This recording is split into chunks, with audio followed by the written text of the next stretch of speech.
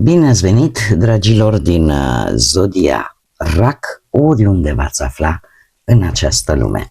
Ca de fiecare dată sunt încântată să fim din nou împreună la o nouă lectură pentru prima perioadă, prima săptămână a lunii iunie, cuprinsă între 1 până pe 7 iunie, așa că, dragilor, toți cei care aveți nu doar soarele, ci și luna, Venus sau poate ascendentul în Zodia RAC, această lectură este de asemenea și pentru voi.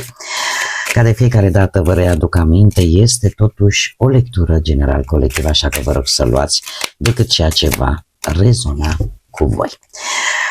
Desigur, înainte de a începe lectura propriu-zisă, vreau să vă mulțumesc din suflet tuturor celor care sunteți deja aici, care mă susțineți prin fiecare comentariu, fiecare gest de apreciere și fiecare gând bun care vine din partea voastră, așa că mii de mulțumiri tuturor.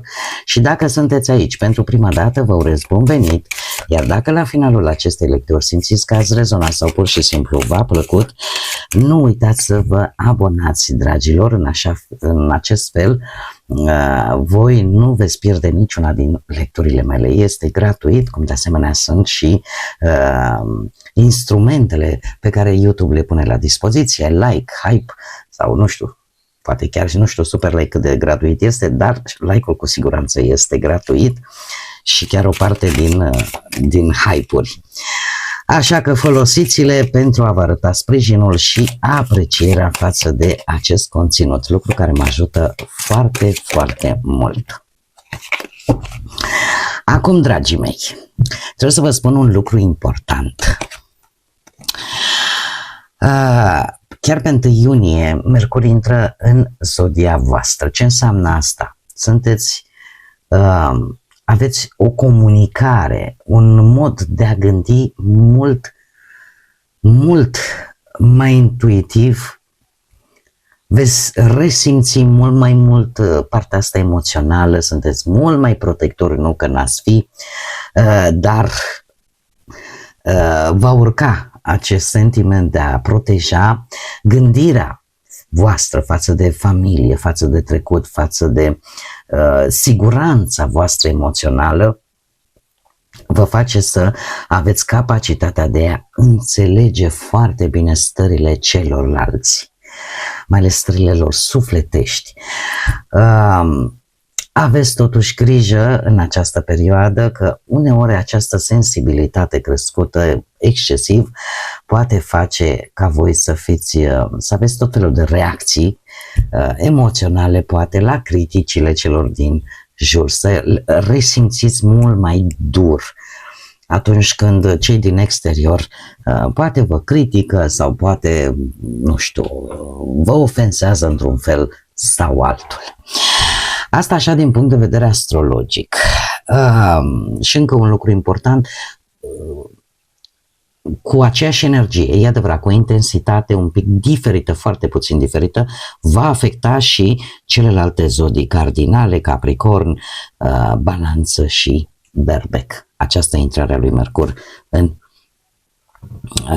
în zodia voastră. Dragilor, energia voastră, și o avem aici, avem adevărul, va fi foarte important. Ce îmi spune asta? Asta îmi spune că aia este de fapt un arhetip spiritual asociat cu adevărul, cu etica, cu claritatea în decizii. Se pare că pentru voi în această săptămână este importantă sinceritatea, transparența. Îmi cer scuze. Mă omoară alergia asta. E un aer foarte uscat la mine deja. Au început temperaturile astea de vară excesive de 30 și ceva de grade și... Bun. Deci la voi, dragilor, ce este important? Este importantă sinceritatea, transparența în tot ceea ce voi faceți. Sunteți foarte integri și pentru voi integritatea este de asemenea un factor important. Veți căuta dreptatea într-o anumită situație, dar în același timp va trebui să înțelegeți că dreptatea, adevărul, nu sunt întotdeauna percepute la fel de toate părțile, de toți oamenii care sunt probabil implicați într-o anumită situație. Felul în care voi, din punct de vedere moral, vă faceți propriile alegeri, vă aparțin și sunt importante. Aș spune că atâta timp cât voi nu sunteți în primul și în primul rând sinceri cu voi înșivă și vă tot amăgiți și tot faceți tot felul de compromisuri, nu poate să vă aducă decât confuzie și mai mare și o percepție a lucrurilor care nu e tocmai etică. Așa că ce este important pentru voi, dragilor, fiți sinceri, transparenți, chiar dacă ceilalți nu percep aceste lucruri. Păstrați-vă, cum să spun eu, principiile voastre sănătoase. Pentru că astea vă vor ajuta. Știți cum e că adevărul meu poate n-are nicio legătură cu adevărul altuia. Dar atâta timp cât tu, ca și om, te păstrezi integru și ești sincer în ceea ce faci, în ceea ce simți, atunci poți lua, nu e ca și cum, băi, n-am știut. Aici trebuie să fac o mică paranteză pentru că chiar vreau să lămuresc această energie un pic mai bine. Și asta nu o pot face decât printr-un exemplu simplu. Dacă eu, de exemplu, vin și spun, știi, un adevăr care poate să fie dur, dar rămâne un adevăr, este unic în felul lui. Și spun, uite, eu sunt așa și așa și așa și nu accept asta. Iar poate celălalt greșește, niciodată nu va putea să-mi spună, bă, eu n-am știut, că nu mi-ai spus. Și eu am fost clară, am spus, accept, să zicem, cu tare lucru, dar numai în condiția asta. Sau numai, astea sunt așteptările mele. Cu sinceritate le spun. Celălalt niciodată nu poate să vină să-mi spună, păi, dar nu mi-ai spus ce aștepți de la mine. Cred că prin exemplul ăsta m-am făcut oarecum înțeleasă cam despre ce este vorba în această săptămână, primă săptămână de iunie. În felul acesta, să știți, nu vă puneți măști care nu vă corespund. Și cereți transparență, cereți adevăr, fără să vă pierdeți pe voi în tot felul de minciuni. Haideți să vedem ce ne spune tarotul, ce vine pentru dragii mei din RAC în săptămâna 1-7 iunie, atât pe plan profesional, financiar sau sentimental. Hai să vedem.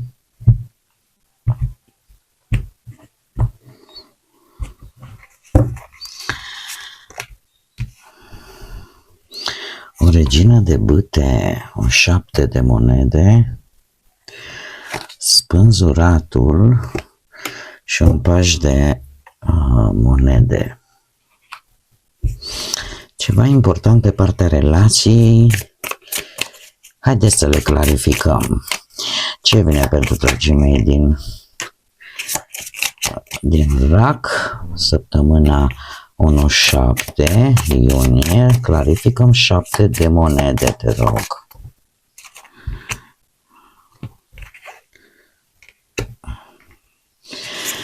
Clarificăm spânzuratul. Clarificăm pajul de monede.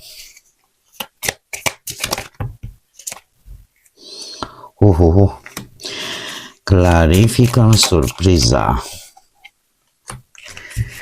Bun, haideți să începem cu începutul. Pe partea profesională avem o regină de bâte care provine dintr-un 5 de cupe și din îndrăgostiții. Nu știu dacă zodia Gemeni vă spune ceva,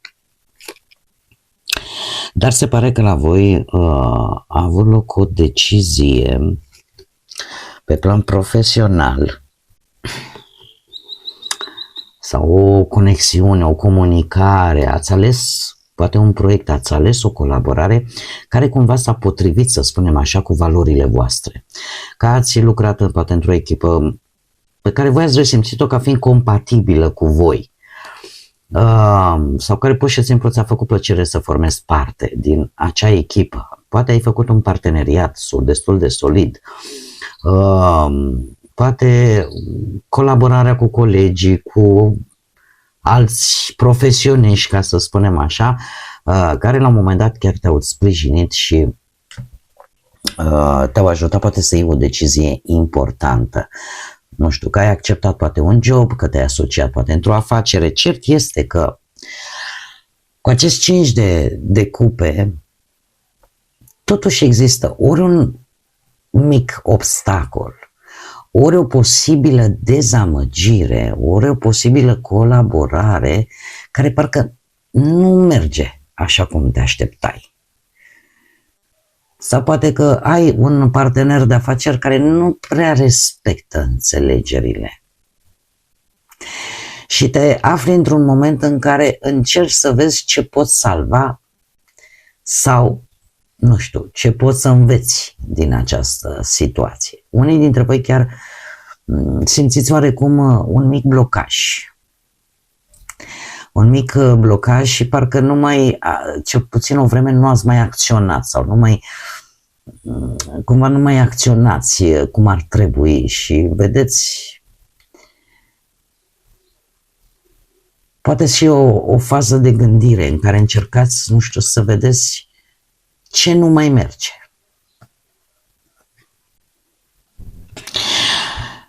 Toate aceste lucruri duc la această regină de bâte. Poate să fie vorba de implicare, așa cum am mai spus, o colaborare cu cineva dintr-o zodie de foc, berbec, leu sau săgetător.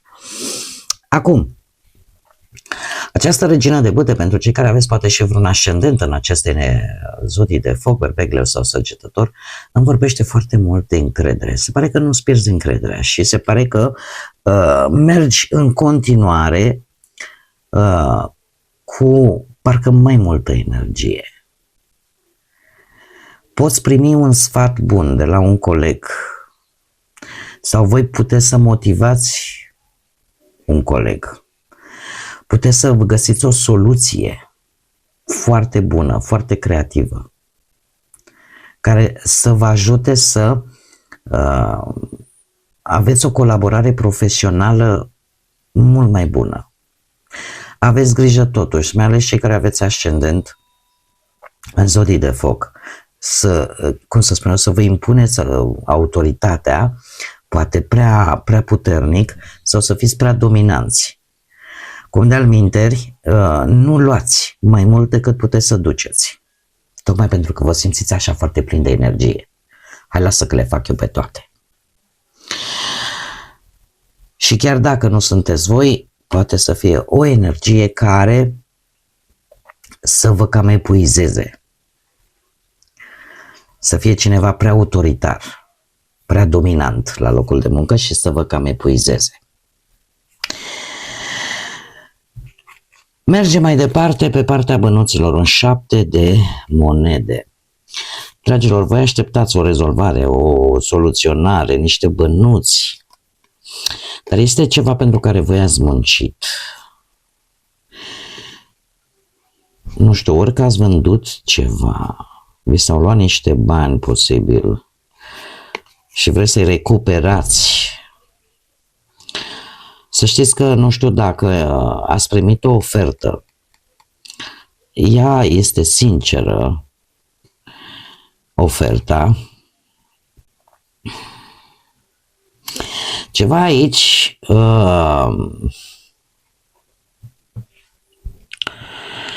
ceva legat de bani. O situație financiară care la un moment dat posibil să se fi stabilizat. Poate că aveați la un moment dat un venit stabil, nu prin noroc, prin munca voastră proprie. Cumva, de asemenea, faptul că avem 7 ăsta de spade aici mă intrigă foarte tare. E posibil, ori ați cheltuit prea mult, ori ați fost păcăliți. Ați fost prea relaxați în privința banilor și altcineva posibil să fi profitat de acest lucru. Și atunci, posibil ați avut niște pierderi, au fost niște riscuri ascunse, poate la o anumită investiție, cineva care a încercat oarecum să profite de voi, de banii voștri, cineva care, din păcate, nu a fost ceea ce părea a fi. Dacă nu vorbim de cineva, de o înșelăciune posibil, putem vorbi de o cheltuială neașteptată, care, sau o lipsă de transparență în ceea ce privește banii. Tocmai de aceea aveți nevoie de acest adevăr. Totuși avem acest cavaler de cupe.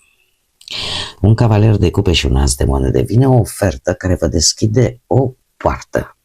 O poartă importantă care trebuie să vă spun un lucru. 7 ăsta de monede îmi arată o situație în care voi investiți bani sau energie și la care veți aștepta rezultatele. Nu sunt, cum să spun, nu se va rezolva de azi pe mâine. Ideea care este nevoie de timp. Ori că vi se oferă oportunitatea să începeți să puneți ceva bănuți deoparte, să începeți un proiect financiar care încă să nu vă aducă neapărat un câștig mare. Nu este pe partea banilor, dorința asta de a scoate bani prea repede dintr-o investiție îți poate aduce frustrare, pentru că rezultatele nu apar imediat. Și la asta trebuie să vă așteptați, dar este o ofertă bună. Și aici cavalerul de cupe puteți fi foarte bine voi, fiind o zodie de apă, da? Așa că posibil să aveți câștiguri legate, nu știu, de că vă vine vreo idee. Sunteți creativi și vă vine o idee și vă apucați, nu știu, pe orice, mai ales pe domeniul ăsta de artă, de servicii, da? Dar să știți că nu este doar ideea asta de a face bani, este ceva ce vă place. Da? Vă aduce și o satisfacție sufletească, nu doar materială, dar veți profita de acest lucru și chiar asta poate să vă aducă ceva bănuți, dar sunt în creștere, deci nu sunt mari. Că primiți vreo sumă, că faceți o mică investiție sau că niște economii le puneți deoparte, este baza de a construi o stabilitate financiară. Pe partea relației avem spânzurat o pauză.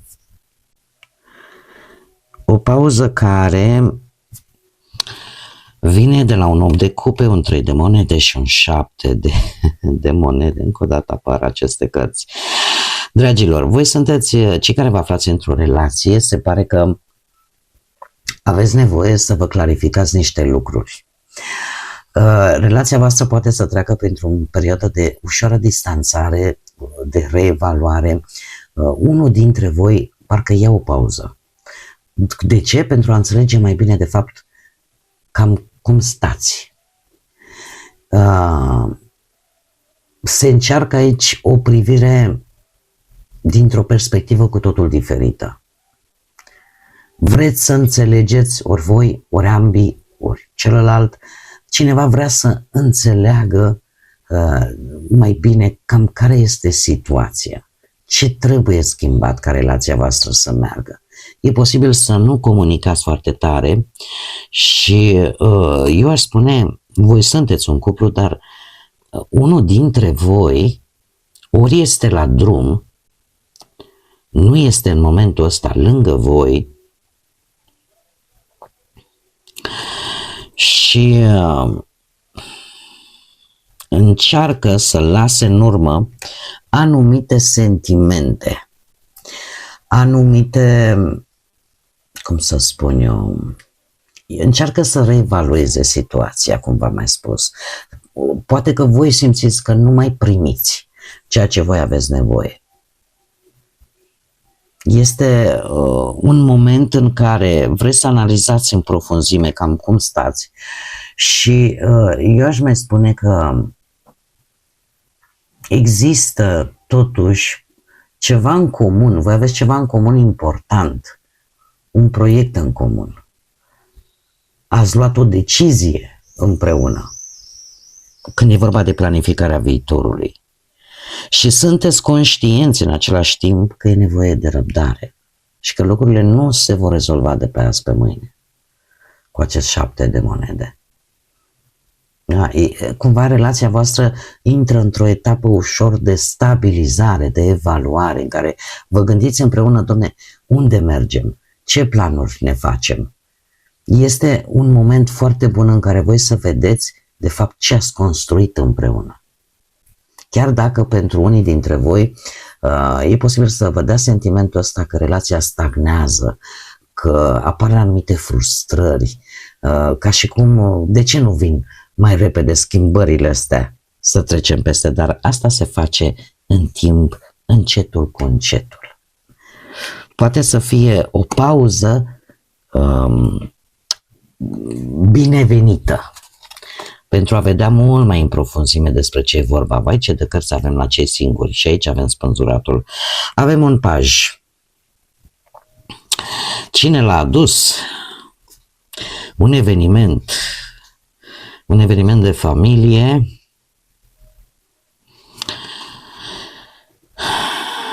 Avem aici, nu știu, o mămică, o bunică, cineva care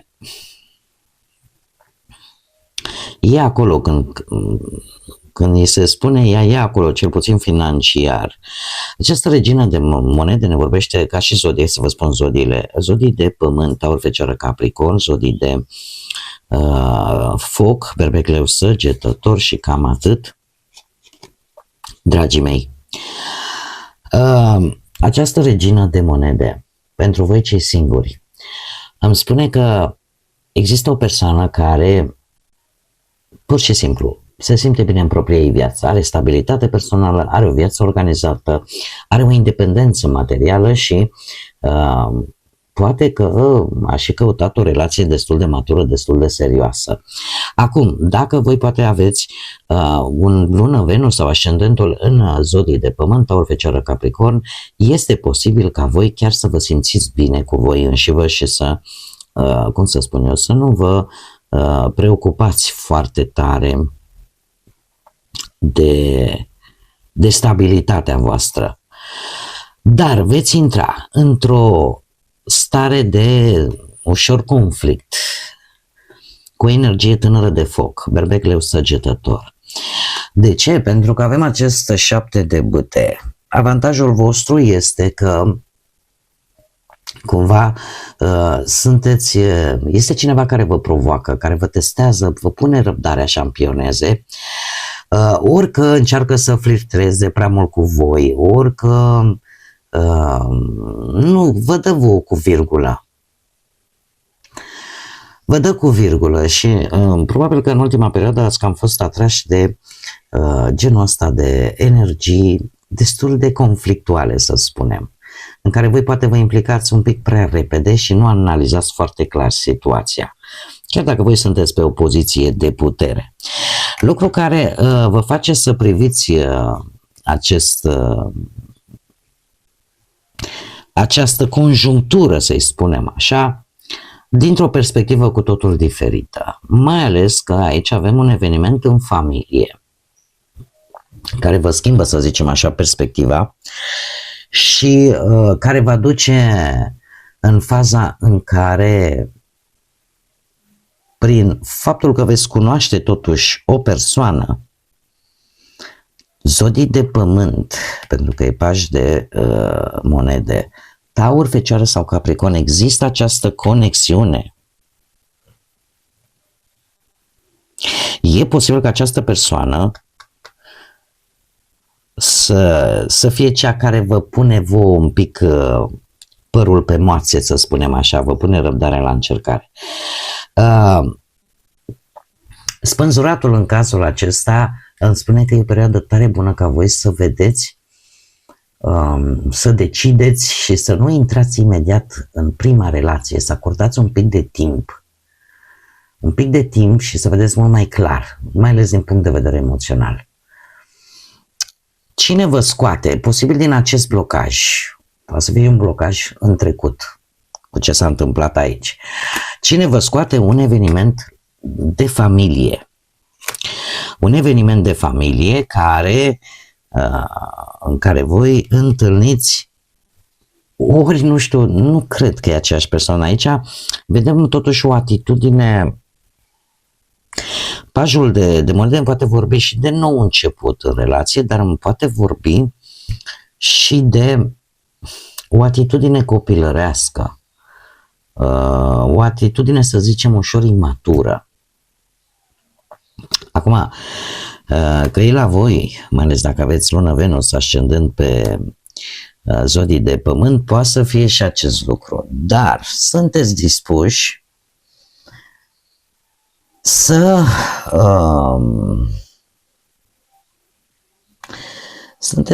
așa să fiți un pic totuși mai responsabili, să vă dezvoltați, să învățați din propriile greșeli.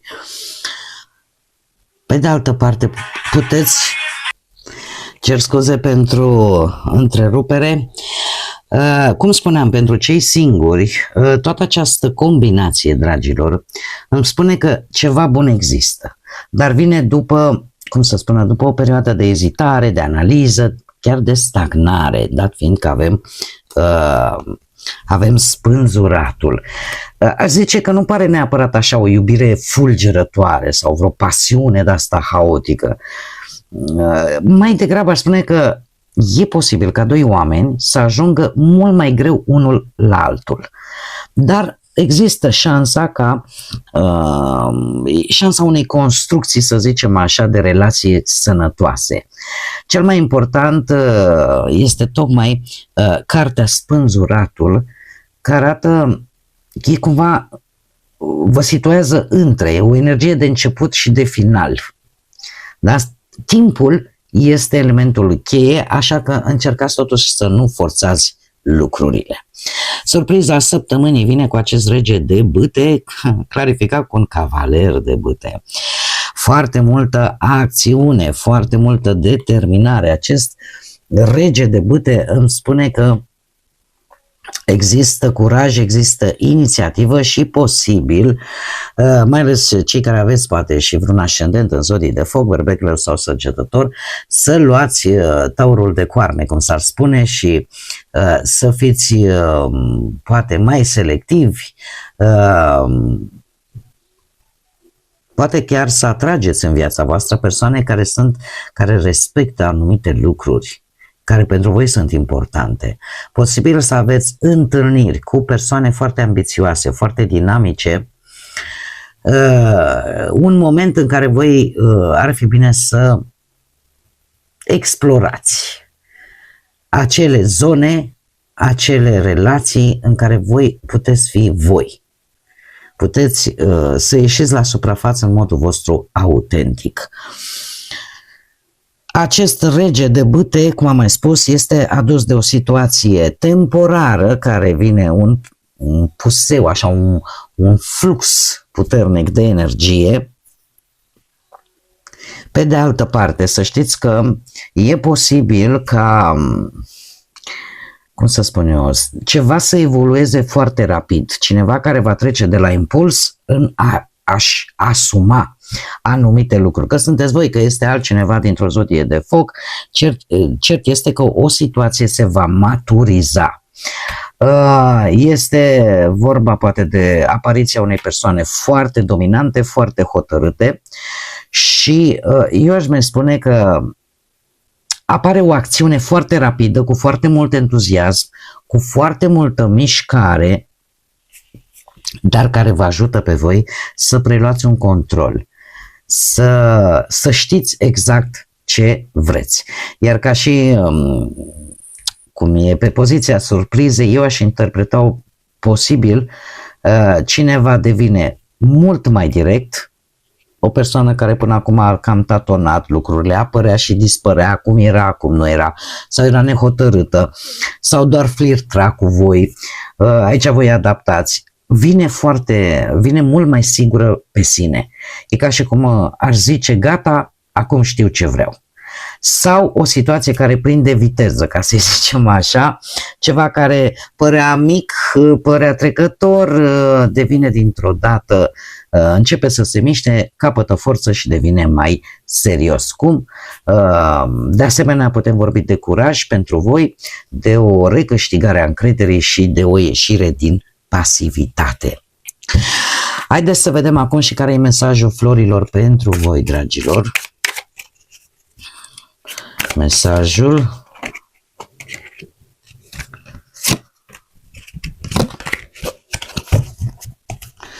și avem noi începuturi, ce să vezi. Profită de această ocazie pentru a renaște din cenușă mai puternic și mai determinat ca niciodată. Deci, clar, avem parte de lucruri noi, de schimbări noi în viața voastră, așa că profitați de aceste ocazii să fiți mai determinați, mai plini de energie și să renașteți pur și simplu din toate experiențele pe care le-ați avut până acum. Să le folosiți pe viitor cu înțelepciune.